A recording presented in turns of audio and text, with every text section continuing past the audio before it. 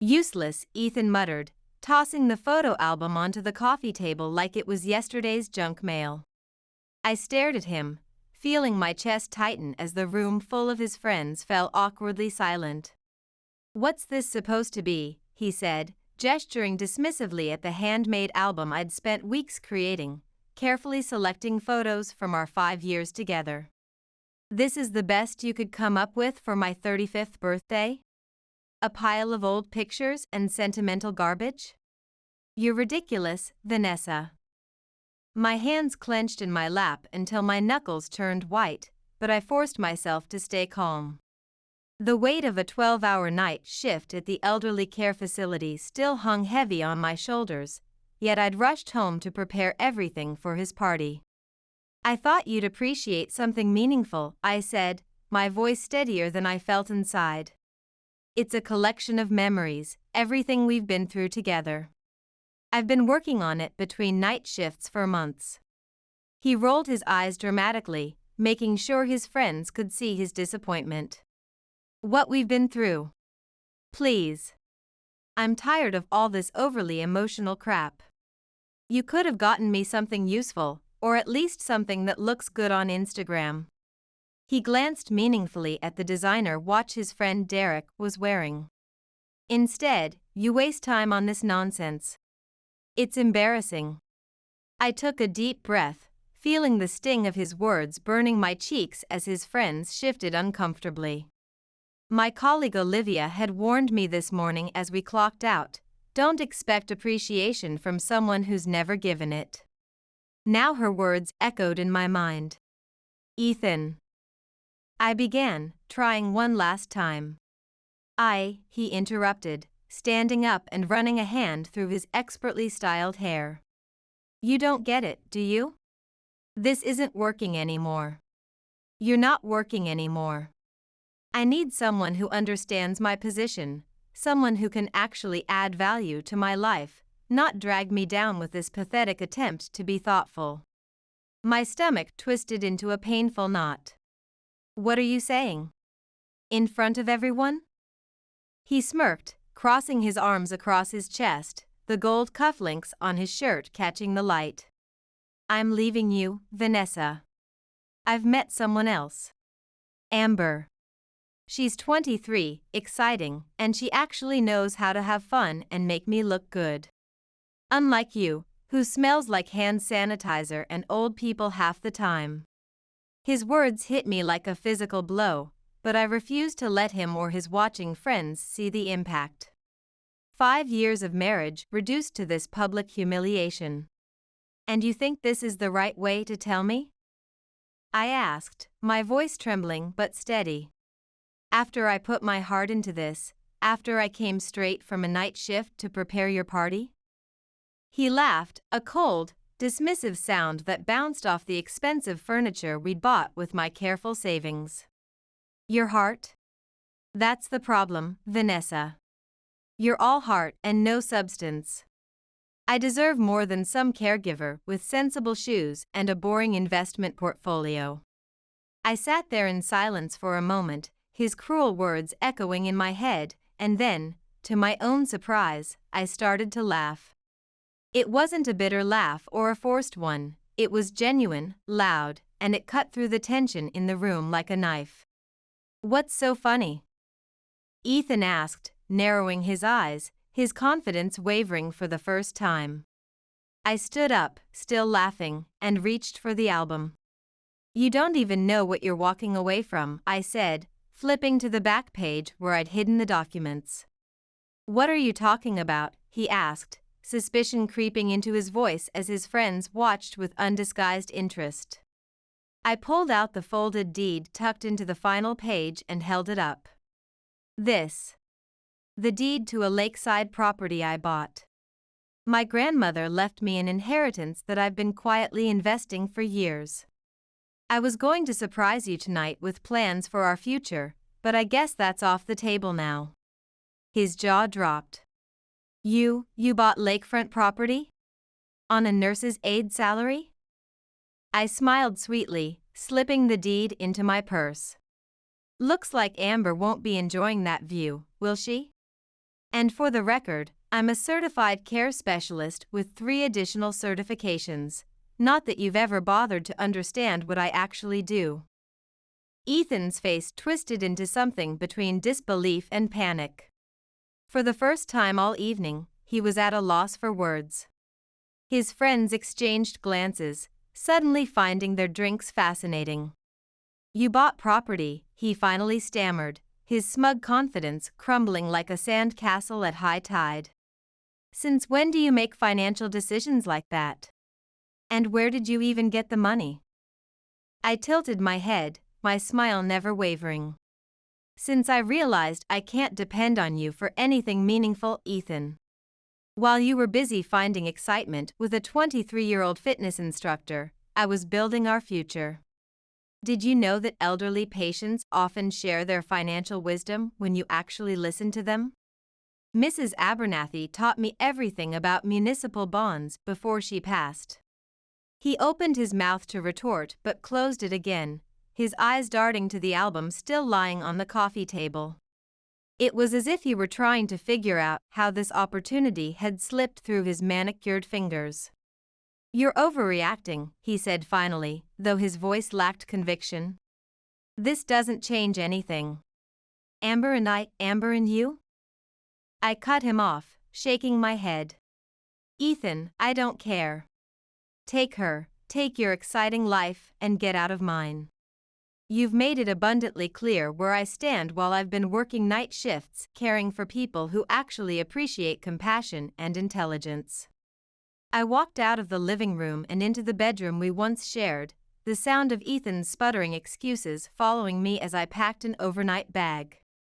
I could hear him pacing in the hallway, probably trying to figure out how to salvage both his ego and his financial prospects without admitting he'd completely miscalculated. I paused for a moment, staring at the photos on the dresser, wedding pictures, trips we'd taken, moments that once seemed so full of promise. They felt like artifacts from a stranger's life, one I'd been clinging to for far too long while ignoring the growing distance between us. By the time I returned to the living room, Ethan was standing by the door, his arms crossed in what I assumed was an attempt to look composed, though his right eye twitched nervously. Most of his friends had made hasty exits, leaving only Derek, who was pretending to be fascinated by something on his phone. "You're really just going to leave?" Ethan asked, his tone incredulous. "On my birthday?" "I am," I said simply, brushing past him. "Happy birthday. Consider this your gift, freedom from your boring, substantive wife."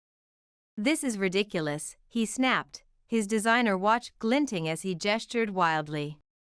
"You're being petty, Vanessa. You'll regret this. Who's going to cover the mortgage payment next month?" I paused at the door, turning back to face him. "The house is in my name, Ethan. Always has been. Maybe check the paperwork sometime instead of just signing where the realtor points. And for the record, the mortgage was paid off last year. Another investment decision you were too busy to notice." With that, I stepped outside, the cool evening air washing over my face like a balm. I felt the weight of Ethan's expectations lift off my shoulders, 5 years of compromise and criticism falling away with each step. As I drove off in my practical but reliable sedan, the property deed safely tucked in my bag, I realized I wasn't leaving with just my belongings. I was leaving with something far more valuable, the clarity that I deserved better, and the financial independence to make it happen. Let Ethan have his fun with Amber. I was done playing the part of the invisible, underappreciated wife in his shallow, image-obsessed little game. I drove straight to Olivia's apartment. After 6 years as colleagues at Pinegrove Care Center, she was the only person I could think of who would truly understand what had just happened without judgment. When she opened the door, her dark hair pulled back in a messy bun, she took one look at me and frowned. "What did Mr. Real Estate Hotshot do this time?" she asked, immediately sensing something was wrong. "Can I come in?" I asked, my voice steady but exhausted. The adrenaline that had carried me through the confrontation was starting to wear off, leaving me hollow. She stepped aside, waving me in. Of course. Kitchen or living room? Jake's at his dad's this weekend, so we've got the place to ourselves.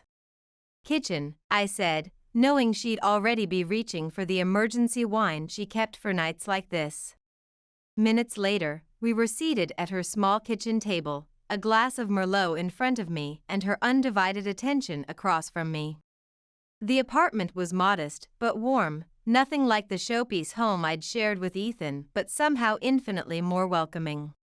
So, she said, leaning back in her chair, tucking one leg underneath her, spill.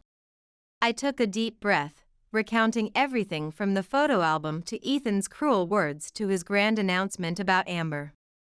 I showed her the WhatsApp messages that had already started flooding in, 14 unread notifications blinking on my screen like angry fireflies.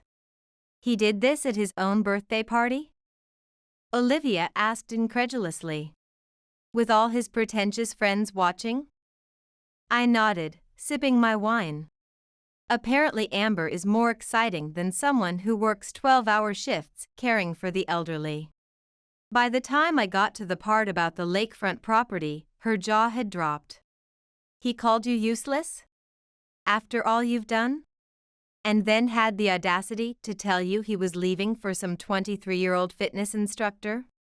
While you were standing there in your work shoes, probably still exhausted from your shift? Are you kidding me? I shook my head, swirling the wine in my glass. Nope. That's Ethan. Always so self-assured, always thinking I'd just roll over and accept whatever crumbs of attention he decided to throw my way. But you didn't, Olivia said, a smile breaking through her anger. You walked out. You took the deed. And honestly, Vanessa, good for you. I've been watching him undermine you for years. Remember when he forgot to tell his parents you'd been promoted to care coordination specialist? Or when he introduced you as just a nurse at his company party? Hearing her say it out loud made something inside me shift. I hadn't just walked away from Ethan, I'd walked away from years of trying to be someone he could appreciate, someone who would never be enough for him no matter how hard I worked or how carefully I planned our future. What now? Olivia asked, snapping me out of my thoughts. I don't know, I admitted, rubbing my temples. I've been so wrapped up in making our marriage work, in building a future while he was busy building his image, I don't even know who I am outside of it anymore. Olivia reached across the table and placed a hand over mine. You'll figure it out. One step at a time. But first, you stay here tonight. The pull-out couch is all yours, and I've got an extra set of scrubs if you need them for tomorrow's shift. No arguing. I smiled, feeling a genuine warmth for the first time that day. Thanks, Olivia. I don't know what I'd do without you. Probably something sensible and financially prudent, she quipped. But then I wouldn't get to drink your share of the wine. Later that night, as I lay on the couch in her living room, listening to the distant sounds of the city through the partially open window, I felt the exhaustion of the day finally catch up to me. But beneath the tiredness was something else, relief. Ethan was no longer my problem. For years, I'd bent over backward to make him happy, to support his career, to be the perfect wife while working full-time in a demanding profession. Now I didn't have to pretend anymore. I didn't know what the future held, but for the first time in years, I was excited to find out. As I drifted off to sleep, I found myself thinking not about what I'd lost, but about the lakefront property waiting for me, my sanctuary, earned through years of careful planning and hard work. Mine alone. The morning after I left Ethan, I woke up on Olivia's pull-out couch to the sound of my phone vibrating relentlessly on the coffee table. Groaning, I reached for it, squinting at the screen through sleep-blurred eyes. Missed calls, 8. Text messages, 23. WhatsApp notifications, 14. All from Ethan. I unlocked my phone, scrolling through the barrage of messages, each more desperate than the last. Where did you go? We need to talk. You're being childish, Vanessa. What about the house payments? You can't just walk away like this. I didn't mean what I said about your job. Amber doesn't matter. Call me back now. The last one made me laugh bitterly. Walk away? That's exactly what he told me he was doing last night, in front of an audience, no less. Olivia wandered into the living room, already dressed in her navy scrubs, a cup of coffee in each hand. Let me guess. Ethan having second thoughts? Bingo, I muttered, holding up the phone as evidence. He's losing it. Suddenly, he's very concerned about our joint finances. Well, what did he expect, she said, setting one coffee mug down in front of me. The aroma of hazelnut creamer, my favorite, wafted up. You don't get to treat someone like garbage at your own birthday party and then act shocked when they stop putting up with it. Especially someone who literally spends her life taking care of others. I nodded, wrapping my hands around the warm mug. He's not used to consequences. He's always gotten away with everything, his arrogance, his dismissiveness, his financial irresponsibility. But this time he's not getting what he wants. Damn right he's not, Olivia said, a satisfied grin on her face as she perched on the arm of the couch. So what's the plan? You working tonight? No, I'm off for the next 2 days. I think I need to figure out my next steps. Later that day, as Olivia left for her shift, I received another text, but this one caught my attention. I'll come by the house this evening. We need to sort this out. I've sent Amber away. My house. He was still acting like it was his, like he had any right to come and go as he pleased. I thought about replying, telling him to stay away, but then I remembered something Olivia had said over breakfast. Let him stew in it for a while. Let him feel what it's like to be the one waiting for a response. Instead, I ignored the text and spent the day with Olivia's 10-year-old son Jake, who returned from his father's place around noon. We made cookies, played board games, and I helped him with his science project, a model of the circulatory system that he was determined to make gross but accurate. It felt good to focus on something simple and genuine after years of navigating Ethan's complicated expectations. By the time I returned to my house that evening, Ethan's sleek BMW was already parked in the driveway, its custom rims gleaming under the streetlights. I pulled up to the curb, taking a deep breath before walking up the path to my own front door. Through the window, I could see him pacing in the living room, checking his watch repeatedly. As I walked in, he spun around, his expression a mix of anger and desperation. You finally decided to show up, he said, his voice sharp but with an undercurrent of uncertainty I'd rarely heard before. I live here, I replied calmly, setting my purse down on the counter. The house felt different somehow, like a stage set rather than a home. What are you doing here, Ethan?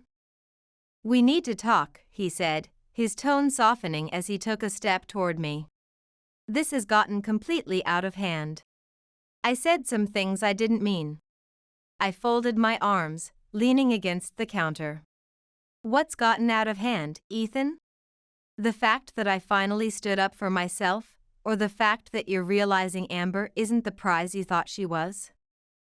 His jaw tightened, and for a moment I thought he might explode with that familiar temper, but instead he sat down on the couch we'd spent months choosing, running a hand through his hair. Look, I made a mistake, okay? I wasn't thinking clearly. The pressure at work, the development deal falling through, but we can fix this. Us, I mean. I shook my head, a bitter laugh escaping my lips. Fix this, Ethan? This isn't a broken faucet or a bad investment. This is years of you taking me for granted, dismissing my career, belittling my contributions, and expecting me to keep smiling through it all while working back-to-back shifts. "Vanessa," he started, but I cut him off. "No," I said firmly. "You don't get to decide when we fix things. You made your choice in front of all your friends. Now you can live with it." I grabbed my bag and walked upstairs to our bedroom, my bedroom now, leaving him sitting there in stunned silence. For the first time since I'd known him, Ethan Mitchell was experiencing something he couldn't charm or negotiate his way out of. The day after Ethan's attempted reconciliation, I packed his things methodically, sorting designer shirts from casual wear, placing his expensive cologne bottles in protective bubble wrap. The task felt cleansing somehow, like I was physically removing his presence from my life shelf by shelf, drawer by drawer. I left everything neatly in labeled boxes by the front door and called a locksmith. When the older man arrived, eyebrows raised at the pile of boxes, I simply said, "Fresh start," and he nodded with understanding that spoke of having seen this scenario many times before. By 3 o'clock, I had new keys in hand and a stronger sense of security than I'd felt in months. When Ethan returned that evening, looking smug as ever in his tailored suit, I met him on the porch with my arms crossed and a folder in hand. The confidence in his stride faltered slightly when he saw the boxes. "What's this?" he asked, glancing down at the papers I held, his cologne overpowering in the evening air. "Your things," I said, gesturing to the suitcases and boxes arranged neatly by the door, "and this is the contact information for the lawyer I hired this morning. I've already spoken with Sandra from your office about transferring your client files to Derek. You'll be hearing from my attorney soon." His expression hardened, but he still couldn't resist one last dig. "You're being ridiculous, Vanessa. What are you going to do? You can't handle the mortgage on this place with your caregiver's salary. You need me." I smiled faintly, feeling calmer than I had in years. The mortgage is paid off, as I mentioned. And I certified in geriatric care management last year. My salary increased by 30%. Now get off my porch. The locks have been changed." He stared at me, his confidence finally faltering as reality crashed through his carefully constructed narrative. For a moment, confusion, then anger, then something like fear flashed across his face before he grabbed the handle of his suitcase with enough force to whiten his knuckles. "This isn't over," he muttered, face reddening as he collected his belongings. "It is for me," I replied, watching him struggle with the boxes. I didn't offer to help. Over the next 2 weeks, Ethan's absence felt like a fog lifting. The house was quieter, cleaner, but it felt like a home instead of a showcase. I stayed busy, throwing myself into work, reconnecting with friends I'd neglected, and leaning on Olivia for emotional support. She was thrilled to see me finally standing up for myself after years of watching me shrink to accommodate Ethan's outsized ego. "Good riddance," she said when I told her I'd changed the locks. "He was an emotional vampire, Vanessa. Taking all your energy and giving nothing back. You're better off without him." I knew she was right, but there were moments, quiet ones, usually late at night, when doubt crept in. Had I really done the right thing? What if I ended up regretting it? What if the lakefront property wasn't enough to fill the void?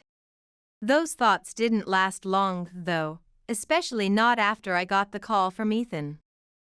"Vanessa," he said, his voice tight with frustration when I finally answered one of his calls. "We need to talk." I sighed, finishing the charting on Mr. Donahue's care plan before responding. "What do you want, Ethan? I've been working a double shift, and I'm not in the mood for games." "It's Amber," he said, bitterness dripping from every word. "She's gone." The corner of my mouth twitched. "Is that so?" She laughed at me, he spat, the words coming out in a rush. "She saw the boxes from my office in my apartment and figured out what happened. Said I was pathetic, said I threw away the only good thing I had going for me. She couldn't believe I let you keep the house and that I didn't know about the property. Now I was smiling outright, picturing Amber's perfectly toned arms crossed in judgment. Ah, the lakefront property. I'm sure that stung. She said I was an idiot, he continued, ignoring my comment, his voice dropping to a wounded whisper.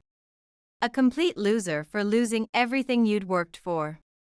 She asked what kind of real estate developer doesn't know his wife owns property. Then she walked out. Just like that. It was almost too satisfying to hear that the man who had dismissed me, belittled my career, and thought he could replace me with someone younger was finally facing the consequences of his actions. Amber, it seemed, had a better read on value than he did. And now you're calling me because? I asked, my tone cool as I organized my patient files. Because I made a mistake, he said, his voice dropping further. A huge mistake. I've been thinking about what you said, about the mortgage, about your job. Can we talk, please? In person? I pictured him in his rented apartment, surrounded by boxes, reality finally sinking in. I shook my head, even though he couldn't see me. No, Ethan. We have nothing to talk about. You made your choice. Now you can lie in it. Alone. Before he could respond, I hung up, letting the silence settle around me like a protective blanket. That night, as I sat on the couch with a cup of chamomile tea, reviewing care plans for my elderly patients, I felt a deep sense of relief. Ethan's life was unraveling, but for the first time in our relationship, it wasn't my problem to fix. I had my life back, my career was thriving, and I wasn't looking back at the woman who had accepted less than she deserved. The divorce process moved faster than I'd anticipated. My lawyer, a sharp-eyed woman named Melanie Donovan, helped me organize my finances, document everything, and ensure that I'd be protected. She seemed particularly satisfied when reviewing the property deed and mortgage documents. Care coordination specialists make excellent record keepers, she remarked with an approving nod. Most clients come in with a shoebox of crumpled receipts. You've given me everything I need in perfectly labeled folders. Now, as I sat in her downtown office, reviewing the finalized paperwork, I felt a strange mix of emotions, relief, closure, and a lingering twinge of disbelief that this chapter of my life was finally ending. Everything looks solid, Melanie said, flipping through the pages with practiced efficiency. Ethan doesn't have much leverage here, especially since he hasn't contested anything substantive. His lawyer made some noise about the lakefront property, but backed off when we produced the inheritance documentation and investment records. Frankly, I think he knows he's not in a position to fight you, especially after the text messages you provided. I nodded, a small smile tugging at my lips. I think he's finally realized I'm not the pushover he thought I was. She chuckled, adjusting her glasses. I'd say you've made that very clear. His lawyer practically deflated when I mentioned your certification history and salary progression. Apparently, Ethan had been painting quite a different picture. As I left her office that afternoon, stepping into the bright spring sunshine, a weight I hadn't realized I was carrying seemed to lift. The paperwork was filed, my finances were secure, and Ethan was officially out of my life, on paper and in reality. The timing couldn't have been more perfect. That same evening, Olivia came over with a bottle of champagne and her usual flair for celebrating my victories. Jake was at a sleepover, giving us the evening to ourselves. To Vanessa, she said, raising her glass in our small backyard, the evening sun casting long shadows across the lawn, the woman who finally kicked Mr. Real Estate to the curb and reclaimed her life. I laughed, clinking my glass against hers. To Olivia, the friend who never once said, "I told you so," "Not yet, anyway," she teased, taking a sip. But seriously, look at you. 3 months ago you were tiptoeing around Ethan's ego, and now you're a free woman with property. How does it feel? Honestly? Like I can breathe again, I admitted. Like I've been wearing shoes that were too tight for years, and I finally took them off. As the night went on, we talked about everything: my plans for visiting the lakefront property that weekend, her latest dating misadventures, Jake's science fair victory, and, of course, Ethan's dramatic fall from grace. "So," Olivia said, leaning back in the patio chair with a smirk, "do you think he's still crying over Amber while living in that sad little apartment?" "Probably," I replied, grinning. "But it's not like he has much else going for him. No wife, no house, and I heard from Sandra at his office that the development deal fell through completely.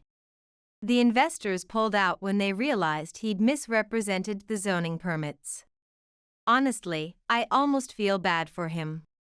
"Almost," Olivia said, laughing and refilling our glasses. That night, after Olivia left, I sat alone in the quiet of my home, wrapped in a soft throw blanket on the porch swing. I reflected on everything that had happened since that fateful birthday party. The old me, the one who bent over backward to keep Ethan happy, who worried endlessly about his approval, who scheduled her shifts around his social calendar, felt like a distant memory.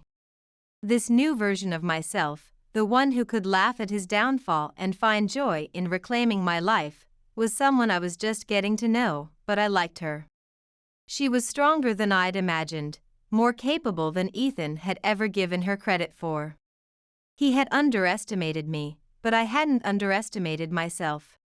As the crickets chirped in the garden I'd planted last summer, while Ethan complained about the dirt under my fingernails, I felt like I was exactly where I was meant to be. Sometimes the most valuable gift isn't what you receive, but what you reclaim. The weeks after the divorce was finalized were a whirlwind of change, but the chaos felt like mine to control. Without Ethan's shadow looming over every decision, I found myself rediscovering the pieces of me that had been buried under years of his criticism and demands. It wasn't just about rebuilding, it was about thriving on my own terms. One of the first things I did was visit the lakefront property. For so long, it had been this abstract symbol of hope, a promise of something better for our future, but now it was mine, completely untethered from Ethan or his superficial values. When I pulled up to the property, nestled against the backdrop of a serene lake and surrounded by towering pines, I felt a rush of pride warm my chest. I'd done this. I'd made this dream a reality, not for Ethan, not for us, but for me. Inside, the cabin was everything I'd imagined, cozy but spacious, with large windows that framed the picturesque view of the lake. The hardwood floors creaked pleasantly underfoot as I walked from room to room, mentally placing furniture and planning renovations. The kitchen needed updating, but the stone fireplace was perfect, exactly like the one Mrs. Abernathy had described in her childhood home before teaching me about municipal bonds. I spent the weekend there alone, unpacking boxes, arranging the few pieces of furniture I'd brought, and savoring the peace that came with knowing I no longer had to share this space with someone who didn't value what mattered to me. Olivia came to visit the following weekend, bringing Jake and her usual brand of contagious energy. "This place is amazing," she exclaimed, spinning in a slow circle in the living room while Jake immediately raced to explore the lakeshore. "How did you keep this a secret for so long?" "I don't know," I admitted, laughing as I watched Jake skip stones across the water's surface. "I think I wanted it to be perfect before I shared it with anyone, and honestly, part of me was afraid Ethan would find a way to ruin it, turn it into another investment property or demand we sell it for something more prestigious." "Well, it's perfect now," she said, plopping onto the window seat, "and you deserve every bit of it. Jake and I are claiming visiting rights, by the way. This is officially our summer escape." I smiled, feeling a warmth that had nothing to do with the sunlight streaming through the windows. For the first time in years, I felt like I truly deserved something good, something I'd earned through my own efforts. As the weeks turned into months, I started to fill my life with things I'd put on hold for too long.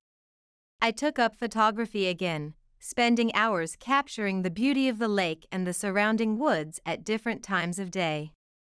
I joined a local book club, something Ethan had always scoffed at as a waste of time for bored housewives, and I started traveling, not for work, not to meet anyone's expectations, but simply because I wanted to see more of the world. I even took a weekend certification course in palliative care support, adding another specialization to my credentials. Each new experience felt like a small rebellion against the version of myself I'd been with Ethan, the careful, accommodating wife who shaped her interests around his approval. I wasn't just living, I was expanding into spaces I'd once been afraid to claim. One evening, as I sat on the deck of my lakefront property with a glass of wine in hand, watching the sunset paint the water in shades of gold and pink, I thought about the life I'd left behind. There was no anger anymore, no bitterness, just a quiet gratitude for the lessons I'd learned and the freedom I'd claimed for myself. My phone buzzed with a text from Olivia. Guess who I saw looking miserable at the grocery store? Hint, his hair wasn't perfectly styled and his shirt actually had a wrinkle. I smiled but didn't feel the need to respond immediately. Ethan's struggles no longer defined my happiness, and that was perhaps the most liberating realization of all. A few months after the divorce was finalized, life felt like it had finally settled into a new rhythm. The lakefront property became my sanctuary, a place where I could be alone with my thoughts or invite friends over to share the peace I'd found. Olivia and Jake visited often, usually bringing groceries for elaborate cookouts and stories about their latest adventures. "You've completely transformed, you know that?" Olivia said one evening as we sat by the fire pit overlooking the lake. Jake was inside, engrossed in a video game after spending the day swimming and hiking. I looked at her, raising an eyebrow. "Transformed how?" Olivia grinned, gesturing with her marshmallow skewer. The old Vanessa, she would have been fussing over whether the guest towels were perfectly folded, whether everyone had enough sunscreen, whether the food was impressive enough. This Vanessa, she gestured at me, sitting in comfortable jeans with a cozy flannel wrapped around my shoulders, hair pulled back in a messy ponytail, she's relaxed, happy, and not giving a damn about what anyone thinks of her choices. I laughed, poking at the fire. I guess I've realized I can only control my own happiness. Trying to make Ethan happy was like trying to fill a bathtub with no plug, it was never enough, no matter how much I poured in. Those lessons extended beyond the lakefront property, too. At work, I'd taken on a leadership role in patient care coordination, something I'd hesitated to pursue before because Ethan thought administrative positions were where people go when they can't handle real work. Now, my schedule was more predictable, my stress levels lower, and the freedom to shape patient care solutions was exhilarating. One of my patients, an 82-year-old retired business consultant named William, invited me to lead a workshop on elder care planning for his retirement community after I helped navigate his complex care needs following a stroke. "You've got a gift for making complicated systems make sense," he told me after the presentation, which had drawn nearly 40 residents. "Why haven't you started your own consulting business? There's a real need for someone who understands both the care and the financial aspects." The question lingered in my mind long after I left the community center. Why hadn't I? A few weeks later, I started laying the groundwork for my own consulting firm specializing in elder care management and financial planning. It was terrifying but thrilling. For the first time, I wasn't holding myself back out of fear of failure or, worse, fear of outshining Ethan's professional accomplishments. Olivia cheered me on every step of the way, even helping me brainstorm names for the business. Second Bloom Care Consulting, she suggested one evening, her eyes sparkling with excitement as Jake nodded enthusiastically. Because you're helping people find new growth in their later years, and because you're blooming again yourself. I rolled my eyes at the sentimentality, but I couldn't help smiling. Second bloom it is. As I poured myself into building the business, working evening hours after my regular shifts, I felt a sense of purpose that had been missing for years. Every small win, a new client, positive feedback, a successfully navigated care transition, was a reminder of how far I'd come. And for every win, there was a quiet moment of gratitude for the strength I'd found, for the friends who'd supported me, and for the chance to rebuild my life on my own terms. One evening, as I sat on the deck with my laptop, finalizing a care plan for a new client with complex needs, my phone buzzed with a notification. It was a WhatsApp message from Ethan. "Can we talk? I miss what we had." I stared at the screen for a moment, remembering the Vanessa who would have jumped at this opening, who would have read hope into those simple words. Then I deleted the message without replying and returned to my work. Some things were better left in the past, especially when the future looked so promising. 6 months after I walked away from Ethan, I stood on the deck of my lakefront property, watching the sun dip below the horizon. The lake shimmered with hues of orange and pink, the kind of view that used to feel like a distant dream but now felt like a daily affirmation of the choices I'd made. The wooden deck creaked softly beneath my feet. I'd recently finished staining it myself, a weekend project that had left me with sore muscles and a profound sense of ownership. I had built a life I was proud of. Second Bloom Care Consulting was thriving, far beyond what I'd imagined when I started. We'd grown from just me working evenings to a small team, including 2 other certified care managers and an office administrator. The freedom to choose my clients, set my own hours, and develop personalized care solutions made me feel alive in ways I hadn't experienced in years.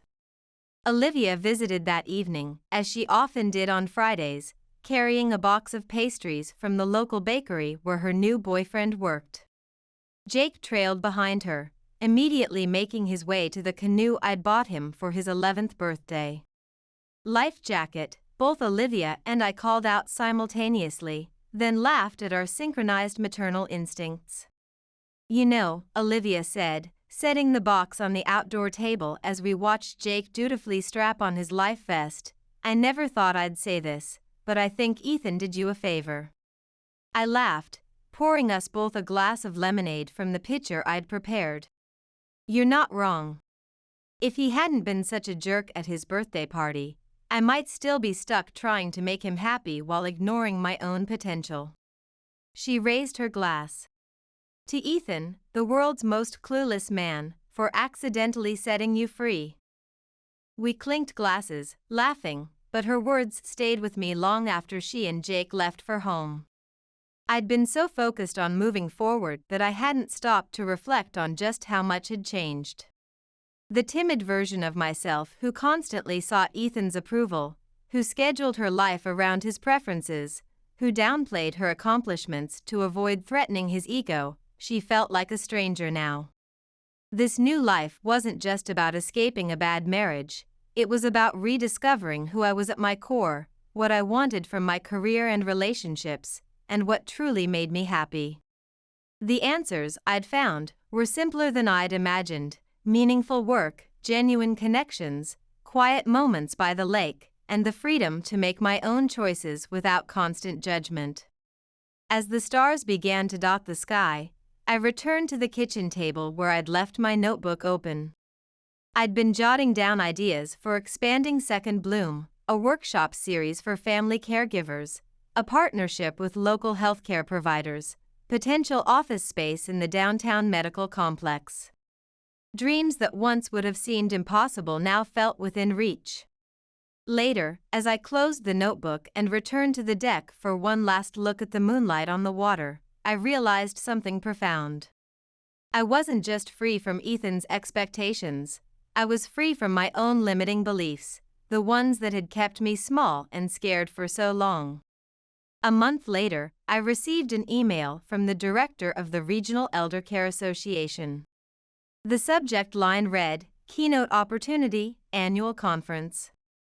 Curious, I opened it and scanned the message. They wanted me to speak at their upcoming conference about innovative approaches to elder care management, highlighting the success of Second Bloom's integrated financial and care planning model. For a moment, I hesitated. Public speaking had never been my strong suit. Ethan had often mocked me for fumbling over my words during care plan presentations, let alone something as formal as a keynote speech. But this time, his voice didn't matter. I hit reply and typed, "I'd be honored to participate.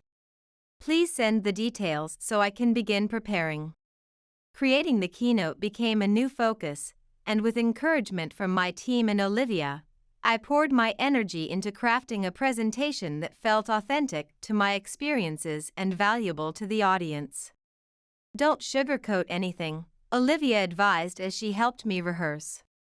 "Tell them about the hard parts, the messy transitions, the family conflicts. That's what people need to hear, that it's complicated but manageable with the right support." And that's exactly what I did. The day of the conference arrived, and as I stood backstage waiting for my introduction, I felt a familiar mix of nerves and excitement. My new navy blazer felt professional yet comfortable, nothing like the restrictive designer outfits Ethan had insisted were appropriate for professional events. When the host introduced me as Vanessa Thorne, founder of Second Bloom Care Consulting and a pioneer in integrated elder care management, I walked onto the stage to enthusiastic applause. Taking a deep breath, I began.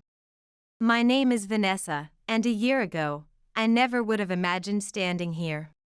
Back then, my life revolved around trying to meet the expectations of someone who didn't see my true value. I was a certified care specialist who downplayed her expertise at home. But today, I'm here because I chose to believe in that expertise, to build something meaningful with it."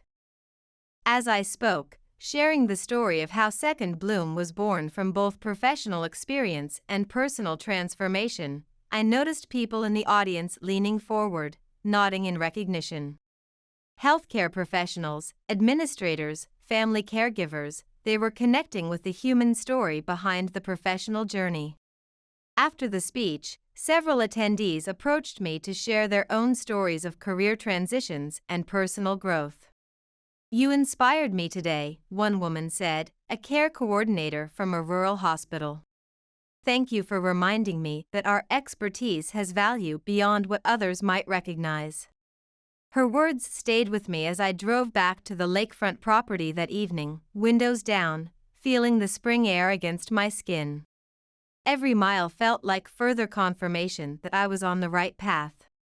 That night, as I sat on the deck with a simple dinner and a glass of wine, I thought about everything that had led me here, the public humiliation, the painful revelations, the difficult decisions.